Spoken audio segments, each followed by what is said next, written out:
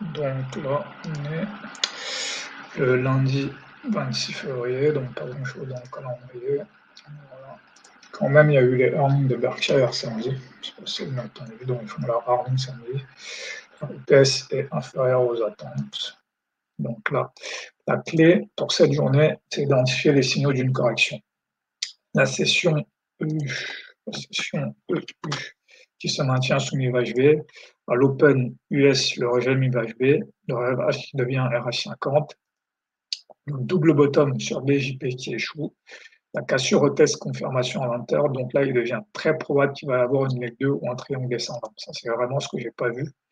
Même si les signaux d'achat restent présents, le contexte fait que je peux vendre.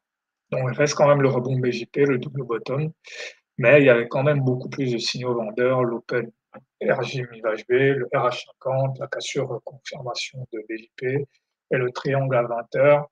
Comme ça, c'est des setups qui reviennent, qui prennent du temps à revenir, donc on finit par les oublier. Donc ici, le seul trap finalement, c'est que je n'identifie pas bien le signal du triangle descendant. Donc, au lieu de continuer à vendre à 20 heures, je m'arrête alors que c'est l'heure de fort proba du conclusion du triangle et de faire une leg 2 en fait. C'est vraiment ça que j'ai loupé. Donc ici, finalement, le seul signal à retenir, c'était que là, il y a eu une déviation et là, on va peut-être aller tester le haut du range, donc HHP, ou alors même revenir ici. Donc à l'ouverture ici, je n'aurais pas considéré ça comme un signal, mais maintenant, finalement, si je retiens l'idée qu'on est resté, la session EU est restée sous MIVHB, ça peut être un signal en fait. Là, rien. Voilà, à partir d'ici, voilà, là, j'ai un signal, et là, même en M5, ici encore, voilà, ici même en M5. À partir de là, on peut me dire que voilà, cette structure est respectée, donc on va probablement continuer à baisser. Donc là, j'aurais pu vendre avec l'idée qu'on va aller chercher BJP et il y a un RR de 1. Voilà, là, on teste BJP. Là, j'aurais acheté, parce que voilà, on reste dans un bull market, donc c'est pas bête d'acheter. Là, il y a le rejet RH50, donc là, quand même le mettre, mais bon, c'est assez évident.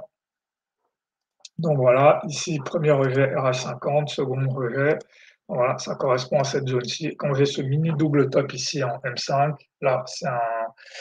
Ouais, ben, là, c'est plusieurs marteaux. Donc pareil, ici, vendre en se disant que là, on est probablement dans un triangle descendant. On va aller chercher la leg 2.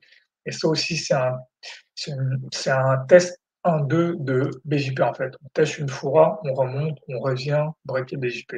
Mais en cumulé avec le fait qu'on se maintient sous l'IVHB. Donc voilà, là, c'est le double bottom. Voilà, il échoue directement. Donc là, il y a le break. Donc là, je peux vendre aussi ici parce que là, j'ai eu un test 1-2. Test 1-2 dit un break assez fort. Donc voilà, ça c'est un autre signal. C'est ce signal-là. On revient tester ici en M5, on revient tester en M5 et on repart à la baisse. Donc voilà, ensuite ici, il faut ignorer ces bougies vertes. Ici, cassure test confirmation. Voilà, j'aurais dû vendre ici. C'est là où j'aurai un peu de temps d'incompréhension au lieu de me dire que là maintenant c'est la conclusion du triangle. Pareil, j'aurais dû vendre ici parce que voilà, ici, ce bearish order block est respecté. Donc cette zone-ci est respectée. On va voir ici. Donc c'est cette zone-ci qui est respectée. Donc voilà. Donc là, je vais continuer à vendre pour aller chercher la leg 2. Et voilà, la leg 2 est atteinte ici vers 22h45. Donc pareil, soit rien de compliqué, c'est juste que les triangles descendants, c'est des trucs, c'est des signaux qui sont pas réguliers. Je finis par les oublier en fait, mais c'est parce que j'avais pas les indices de pré-open en fait. Bon là maintenant, je vais je peux utiliser ces indices et je pense que la prochaine fois, je le ferai mieux. En fait, et si voilà, aussi, je suis parti sur l'idée qu'il fallait absolument être là sur la première session parce qu'il n'y avait pas de, rien de bon sur la seconde session. Et là, je me rends compte que non. En fait, sur la seconde session, c'était encore plus simple parce que c'était juste un triangle descendant. C'est juste que les baisses, ça, c'est vraiment le gros problème des baisses, c'est que souvent, ça ne baisse pas d'un coup, en fait. Il y a toujours une phase de génération de liquidité où je peux penser que ça va se retourner alors que c'est juste de la régénération de liquidité.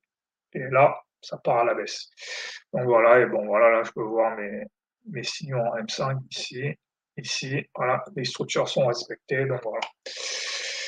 Donc si j'avais compris ce qui se passait, ça aurait été ça, mais comme là j'ai pas compris, bah, ça a été assez compliqué. Voilà.